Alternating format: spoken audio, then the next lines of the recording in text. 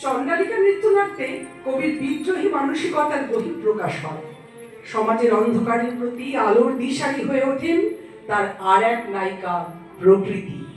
আমি চণ্ডাল কন্যা প্রকৃতি, আমি সমাজে অস্পৃশ্য, অবহেলিত। আমি স্থির করেছি ঈশ্বর ভজনা আমি করব না। একদিন ভগবান বুদ্ধের শিষ্য আনন্দ আমার কাছে জল প্রার্থনা করেন। আমি দ্বিধা বোধ করি। তিনি বলেন, আমরা একই ঈশ্বরের সন্তান। তিনি আমার কাছে জল পান করেন। তার এই ব্যবহার আমাকে মুগ্ধ করে। আমি তাকে একান্ত আপন করে পেতে মায়ের জাদু বিদ্যার আশ্রয় নিই। জাদু বলে আনন্দ উপস্থিত হন আমার কাছে। আমি তাকে আত্মনিবেদন করি। তিনি আমাকে আশীর্বাদ করেন।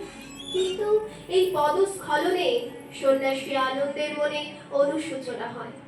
ভগবান বুদ্ধের সহায়তায় আনন্দ বশীকরণ মন্ত্র থেকে নিজেকে মুক্ত করে মঠে ফিরে যান।